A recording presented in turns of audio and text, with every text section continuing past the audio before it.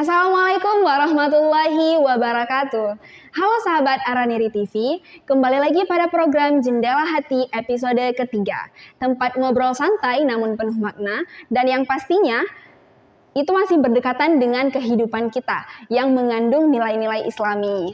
Nah, saya Miska Usrina sebagai host yang akan menemani Anda beberapa menit ke depan.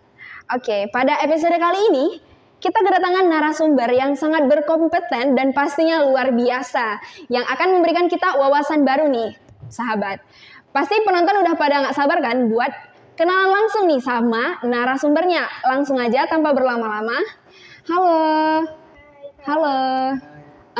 Ini para penonton udah pada nggak sabar nih mau kenalan sama kedua narasumbernya. Boleh mungkin diperkenalkan dirinya, asal dan apa nih kegiatannya selama ini. Kepada kakak mungkin boleh diperkenalkan dulu. Baik, perkenalkan nama saya Fazal Hernanda. Di LDK itu saya sebagai sekretaris media. Oke, kakak. Perkenalkan nama saya Mauliza. Saya di LDK menjabat sebagai anggota media. Oke, terima kasih kepada Bang Fazil dan Kak Mauliza yang sudah bersedia menjadi narasumber hebat kami hari ini. Terima kasih ya Kak. Oke, ini kita akan membahas tentang Idul Adha. Mumpung tinggal hitungan hari aja nih ya. Jadi kita akan membahas tentang Idul Adha. Idul Adha itu biasanya identik dengan kurban ya. Kalau menurut saya sih gitu, Idul Adha tuh identik dengan kurban. Dan kita sebagai mahasiswa, ada yang rantau. Kalau Bang Fazil, kalau boleh saya tahu, memang asli di sini atau rantau? Kebetulan saya juga anak rantauan. Anak rantau, aslinya dari mana? Aslinya itu dari Abdia. Dari Abdia. Kalau Kak Mauliza? Kalau saya sendiri aslinya dari Biren. Oke, dari Biren ya. Nah, ini kita sebagai mahasiswa rantau, itu gimana sih perasaannya? Kalau kita nggak pulang dari rantauan, kita nggak bisa berhari raya dengan keluarga, kerabat, dan tetangga juga. Ini gimana nih perasaannya? Gimana cara kita sebagai mahasiswa menghadapi Idul Adha tanpa keluarga? Dan kita harus hidup di kota rantau. Kalau dari Bang Fazilnya gimana?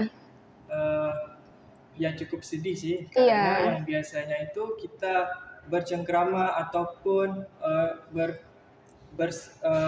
bersilaturahmi lah pada saat hari raya, apalagi hari raya Idul Adha ini yang senangnya itu makan-makan. Iya benar, sedih banget nih pasti jadi mahasiswa rantau yang tidak bisa berkumpul bersama keluarganya di hari penting Islam gitu. Kalau Kak Mauliza gimana tanggapannya? Sedih juga ya Kak, karena kan biasanya kalau kumpul bareng keluarga itu lebih seru gitu kan. Cuma kalau untuk memaksimalkan kita ini sebagai anak rantau, gimana nih cara kita menghadapi Lebaran Idul Adha itu tanpa dengan keluarga gitu kan? Kalau Mauliza sendiri mungkin bareng kawan-kawan, masak daging bareng-bareng. Bener nih kayak kata Kak Mauliza.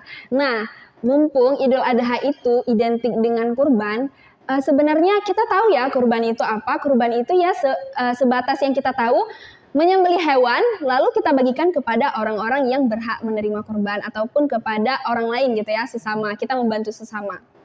Tapi sahabat Araniri TV, sebenarnya banyak nih hikmah keren yang kita sendiri nggak tahu. Apa sih hikmah keren di balik ibadah kurban? Nah, kali ini kita akan menyingkap apa sih hikmah yang paling keren di balik ibadah kurban itu. Oke, langsung aja kita akan bertanya kepada narasumber.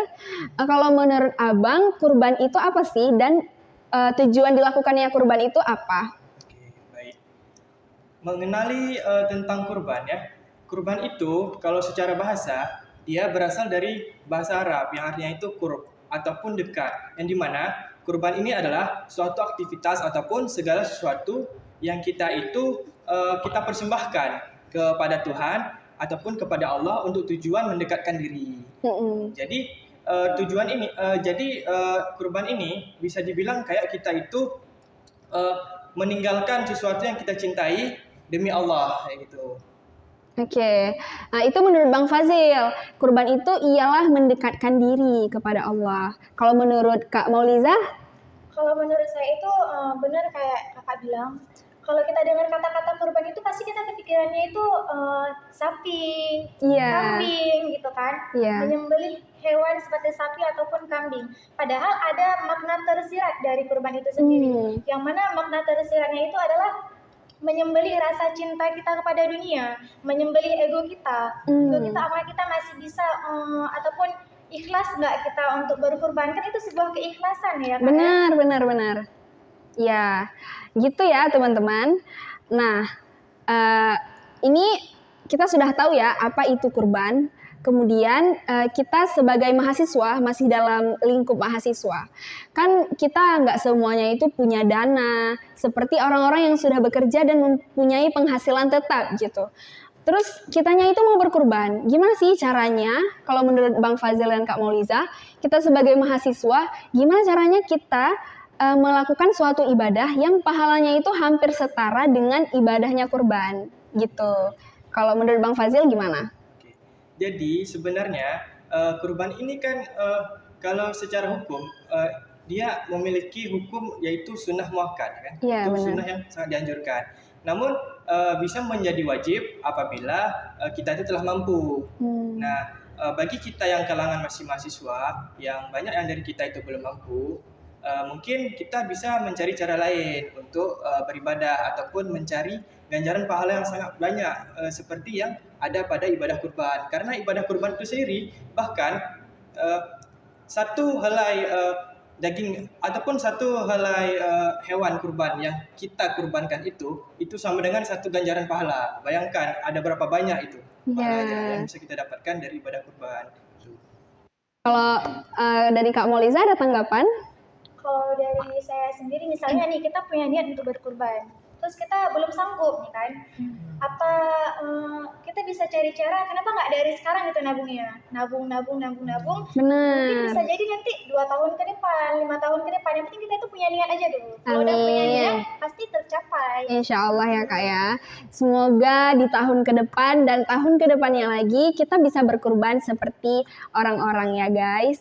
Nah, jadi bisa kita simpulkan bahwa ibadah kurban itu bukan hanya ritual penyembelihan hewan kemudian dibagikan kepada orang lain,